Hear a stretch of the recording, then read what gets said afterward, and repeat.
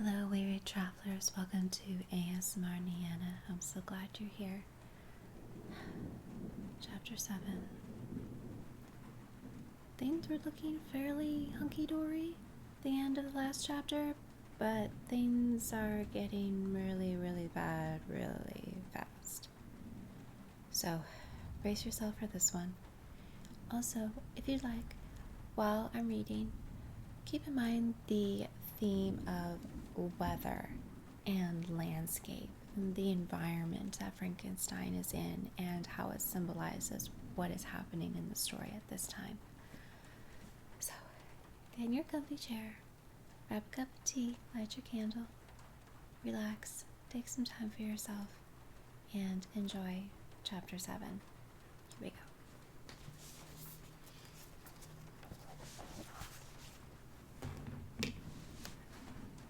Chapter 7. On my return, I found the following letter from my father. My dear Victor, you have probably waited impatiently for a letter to fix the date of your return to us, and I was at first tempted to write only a few lines, merely mentioning the day on which I should expect you. But that would be a cruel kindness, and I dare not do it. What would be your surprise, my son, when you expect a happy and glad welcome, to behold, on the contrary, tears and wretchedness? And how, Victor, can I relate our misfortune? Absence cannot have rendered you callous to our joys and griefs, and how should I inflict pain on my long absent son? I wish to prepare you for the woeful news, but I know it is impossible. Even now your eye skims over the page to seek the words which are to convey to you the horrible tidings. William is dead. That sweet child, whose smiles delighted and warmed my heart, who was so gentle yet so gay, Victor, he is murdered. I will not attempt to console you, but will simply relate the circumstances of the transaction. Last Thursday, May 7th, I, my niece, and your two brothers went to walk in the Plain Palais. The evening was warm and serene, and we prolonged our walk farther than usual. It was already dusk before we thought of returning, and then we discovered that William and Ernest, who had gone on before, were not to be found. We accordingly rested on a seat until they should return. Presently Ernest came, and inquired if we had seen his brother. He said that he had been playing with him, that William had run away to hide himself, and that he vainly sought for him, and afterwards waited for him a long time, but he did not return. This account rather alarmed us, and we continued to search for him until night fell, when Elizabeth conjectured that he might have returned to the house. He was not there. We returned again with torches, for I could not rest when I thought that my sweet boy had lost himself and was exposed to all the damps and dews of night. Elizabeth also suffered extreme anguish. About 5 in the morning, I discovered my lovely boy, whom the night before I had seen blooming and active in health, stretched on the grass, livid and motionless. The print of the murderer's finger was on his neck. He was conveyed home, and the anguish that was visible in my countenance betrayed the secret to Elizabeth. She was very earnest to see the corpse. At first I attempted to prevent her, but she persisted, and entering the room where it lay, hastily examined the neck of the victim, and clasping her hands exclaimed, "O God, I have murdered my darling child." She fainted, and was restored with extreme difficulty. When she again lived, it was only to weep and sigh. She told me that the same evening William had teased her to let him wear a very valuable miniature that she possessed of your mother. This picture was gone, and was doubtless the temptation which urged the murderer to the deed. We have no trace of him at present, although our exertions to discover him are unremitted. they will not restore my beloved William. Come, dearest Victor, you alone can console Elizabeth. She weeps continually and accuses herself unjustly as the cause of his death. Her words pierce my heart. We are all unhappy, but will not that be an additional motive for you, my son, to return and be our comforter? Your dear mother, alas, Victor, I now say, thank God she did not live to witness the cruel, miserable death of her youngest darling. Come, Victor, not brooding thoughts of vengeance against the assassin, but with feelings of peace and gentleness that will heal instead of festering the wounds of our minds. Enter the house of mourning, my friend, but with kindness and affection for those who love you, and not with hatred for your enemies. Your affectionate and afflicted father, Alphonse Frankenstein, Geneva, May 12, 1700. Clerval, who I watched my countenance as I read this letter, was surprised to observe the despair that succeeded the joy I at first expressed on receiving news from my friends. I threw the letter on the table and covered my face with my hands. "My dear Frankenstein," exclaimed Henry when he perceived me weep with bitterness, "are you always to be unhappy? My dear friend, what has happened?" I motioned him to take up the letter while I walked up and down the room in the extreme agitation. Tears also gushed from the eyes of Clerval as he read the account of my misfortune. "I can offer you no consolation, my friend," said he. "Your disaster is irreparable. What do you intend to do?" "To go instantly to Geneva. Come with me, Henry, to order the horses." During our walk, Clerval endeavored to say a few words of consolation. He could only express his heartfelt sympathy. "Poor William," said he, "dear lovely child, he now sleeps with his angel mother. Who that had seen him bright and joyous in his young beauty, but must weep over his untimely loss, to die so miserably, to feel the murderer's grasp. How much more a murderer that could destroy such radiant innocence. Poor little fellow. One only consolation have we.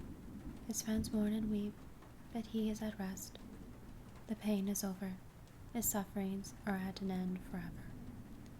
A sod covers his gentle form, and he knows no pain. He can no longer be a subject for pity. We must reserve that for his miserable survivors." Clerval spoke thus. As we hurried through the streets, the words impressed themselves on my mind, and I remembered them afterwards in solitude. But now, as soon as the horses arrived, I hurried into the cabriolet and bade farewell to my friend. My journey was very melancholy. At first I wished to hurry on, for I longed to console and sympathize with my loved and sorrowing friends, but when I drew near my native town, I slackened my progress. I could hardly sustain the multitude of feelings that crowded into my mind. I passed through scenes familiar to my youth, but which I had not seen for nearly 6 years. How altered everything might be during that time. One sudden and desolating change had taken place. But 1,000 little circumstances might have by degrees worked other alterations, which, although they were done more tranquilly, might not be less the decisive. Fear overcame me. I dared no advance, dreading 1,000 nameless evils that made me tremble, although I was unable to define them. I remained 2 days at Lausanne in this painful state of mind. I contemplated the lake. The waters were placid, all around was calm, and the snowy mountains, the palaces of nature, were not changed. By degrees the calm and heavenly scene restored me, and I continued my journey towards Geneva. The road ran by the side of the lake, which became narrower as I approached my native town. I discovered more distinctly the black sides of Jura and the bright summit of Mont Blanc. I wept like a child. Dear mountains, my own beautiful lake, how do you welcome your wanderer? Your summits are clear, the sky and lake are blue and placid. Is this to prognosticate peace, or to mock at my unhappiness? I fear, my friend, that I shall render myself tedious by dwelling on these preliminary circumstances. But they were days of comparative happiness, and I think of them with pleasure. My country, my beloved country, who but a native can tell the delight I took in again the beholding thy streams, thy mountains, and more than all, thy lovely lake. Yet as I drew nearer home, grief and fear again overcame me. Night also closed around, and when I could hardly hear the dark mountains, I felt still more gloomily. The picture appeared a vast and dim scene of evil, and I foresaw obscurely that I was destined to become the most wretched of human beings. Alas, I prophesied truly, and failed only in one single circumstance, that in all the misery I imagined and dreaded, I did not conceive the 100th part of the anguish I was destined to endure. It was completely dark when I arrived in the environs of Geneva. The gates of the town were already shut, and I was obliged to pass the night at Charon, a village at the distance of half a league from the city. The sky was serene, and as I was unable to rest, I resolved to visit the spot where my poor William had been murdered. As I could not pass through the town, I was obliged to cross the lake in a boat to arrive at Plampay. During this short voyage, I saw the lightning playing on the summit of Mont Blanc in the most beautiful figures. The storm appeared to approach rapidly, and on landing, I ascended a low hill that I might observe its progress. It advanced, the heavens were clouded, and soon I felt the rain coming slowly in large drops, but its violence quickly increased. I quitted my seat and walked on, although the darkness and storm increased every minute, and the thunder burst with a terrific crash over my head. It was echoed in Salève, in the Juras, and the Alps of Savoy. Vivid flashes of lightning dazzled my eyes, illuminated the lake, making it appear like a vast sheet of fire. Then for an instant everything seemed to be of a pitchy darkness, until the eye recovered itself from the preceding flash. The storm, as often the case in Switzerland, appeared at once in various parts of the heavens. The most violent storm hung exactly north of the town, over that part of the lake which lies between the promontory of Bellerive and the village of Cobet. Another storm enlightened Jura from faint flashes, and another darkened and sometimes disclosed the Mole, a peaked mountain to the east of the lake. While I watched the tempest, so beautiful yet terrific, I wandered on with a hasty step. This noble war in the sky elevated my spirits. I clasped my hands and exclaimed aloud, "William, dear angel, this is thy funeral, this is thy dirge." As I said these words, I perceived in the gloom a figure which stole from behind a clump of trees near me. I stood fixed, gazing intently. I could not be mistaken. A flash of lightning illuminated the object and discovered its shape plainly to me, its gigantic stature, and the deformity of its aspects, more hideous than belongs to humanity, instantly informed me that this was the wretch, the filthy demon to whom I had given life. What did he there? Could he be, I shuddered at the conception, the murderer of my brother? No sooner did that idea cross my imagination than I became convinced of its truth. My teeth chattered, and I was forced to lean against a tree for support. The figure passed me quickly, and I lost it in the gloom. Nothing in human shape could have destroyed that fair child. He was the murderer. I could not doubt it. The mere presence of the idea was an irresistible proof of the fact. I thought of pursuing the devil, but it would have been in vain, for another flash discovered him to me hanging among the rocks in the nearly perpendicular ascent of Mont Salve, a hill that bounds Play on the south. He soon reached the summit and disappeared. I remained motionless. The thunder ceased, but the rain was still continued, and the scene was enveloped in an impenetrable darkness. I revolved in my mind the events which I had now sought to forget, the whole train of my progress toward the creation, the appearance of the works of my own hands alive at my bedside, its departure. 2 years now had nearly elapsed since the night on which he first received life. And was this his first crime? Alas, I had turned loose into the world a depraved wretch, whose delight was in carnage and misery. Had he not murdered my brother? No one can conceive the anguish I suffered during the remainder of the night, which I spent cold and wet in the open air. But I did not feel the inconvenience of the weather. My imagination was busy in scenes of evil and despair.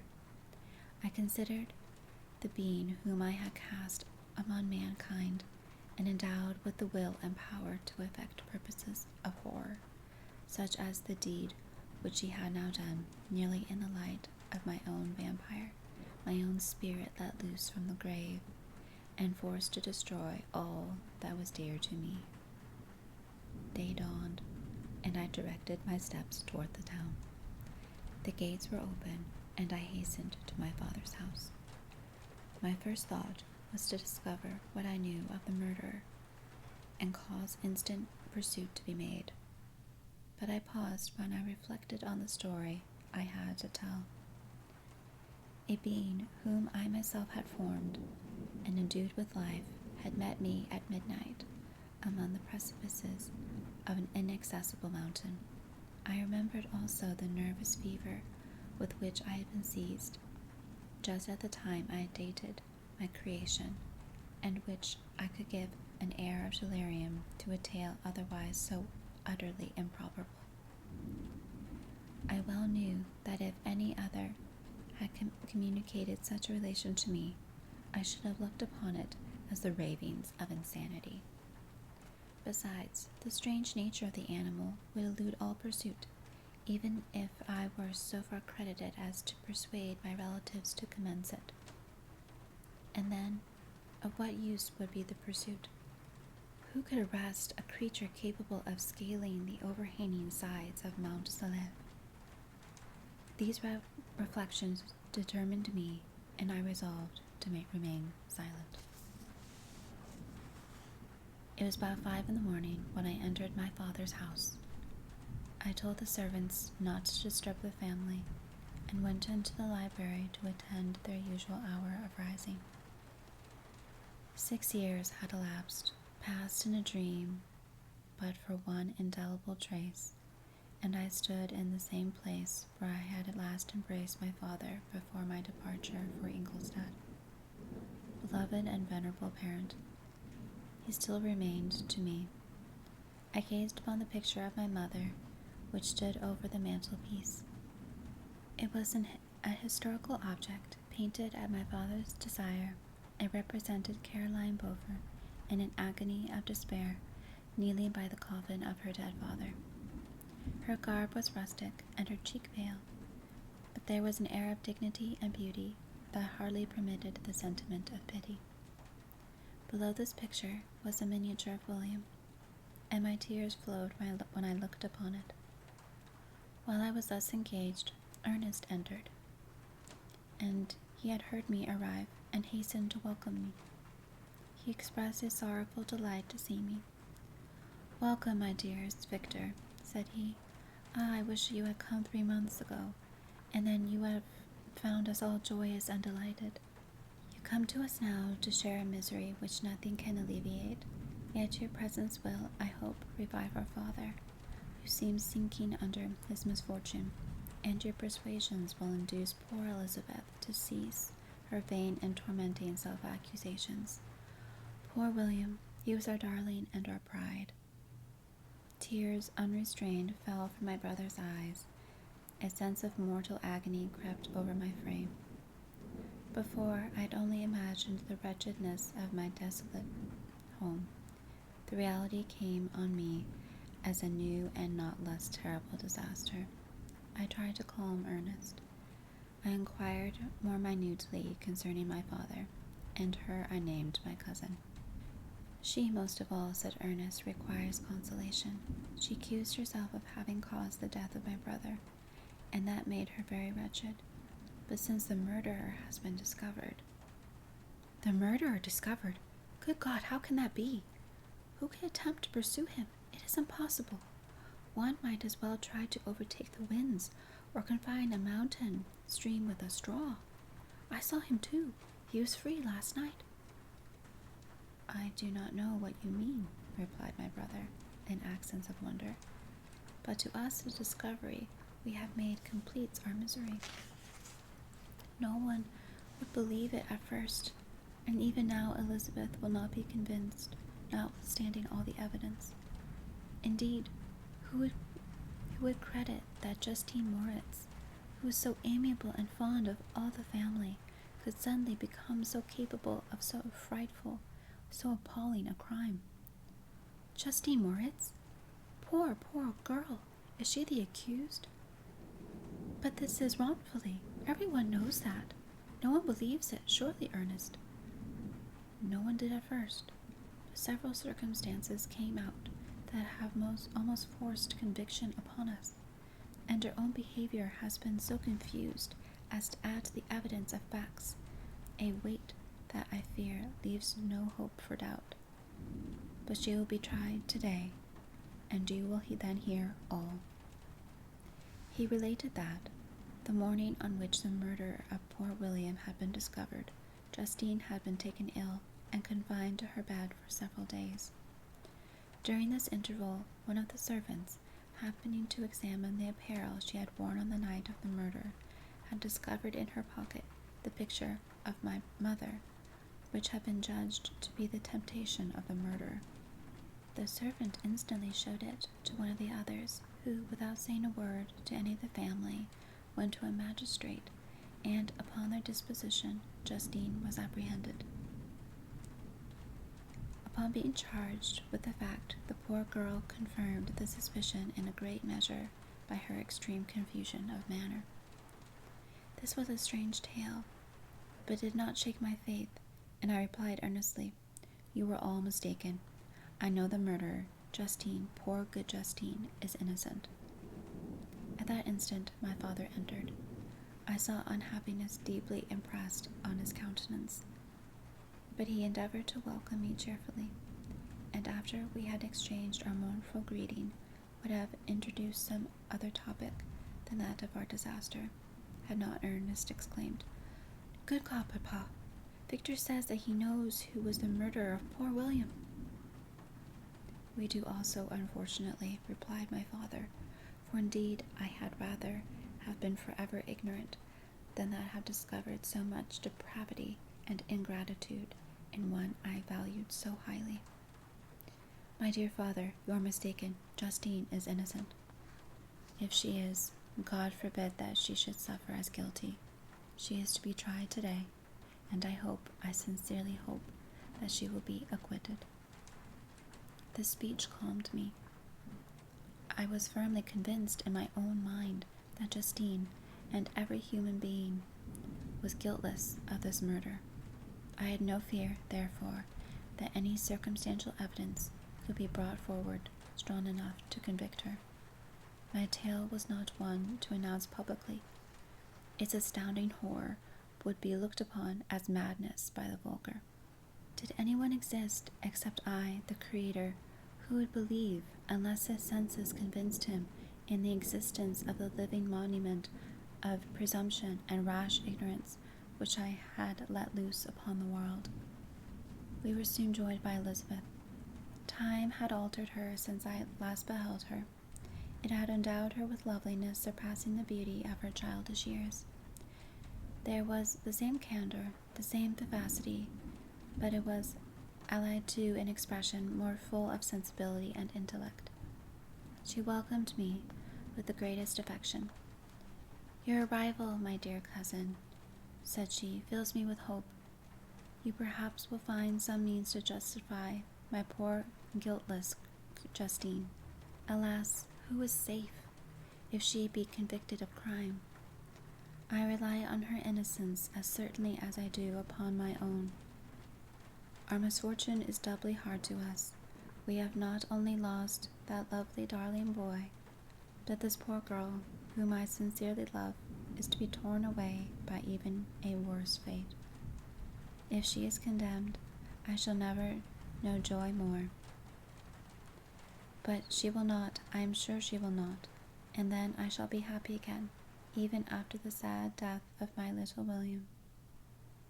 "She is innocent, my Elizabeth," said I, "and that shall be proved. Fear nothing, but let your spirits be cheered by the assurance of her acquittal." "How kind and generous you are. Everyone else believes in her guilt, and that made me wretched, for I knew that it was impossible, and to see everyone else prejudiced in her so deadly a manner rendered me hopeless and despairing." And she wept. "Dearest niece," said my father, "dry your tears. If she is, as you believe, innocent, rely on the justice of our laws, and the activity with which I shall prevent the slightest shadow of partiality."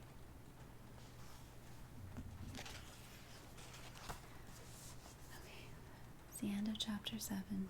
It was a hard chapter. Poor William.